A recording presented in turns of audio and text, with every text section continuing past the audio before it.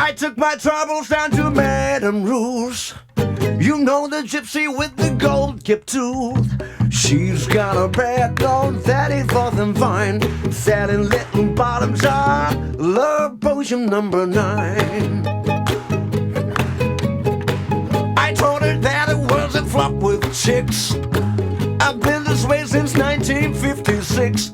She looked at my palm and she made a magic sign. She said, what you need is love potion number 9. She bent down and turned around and gave me a wink. She said, I'm gonna mix her up right here in the sink. It smells like turpentine and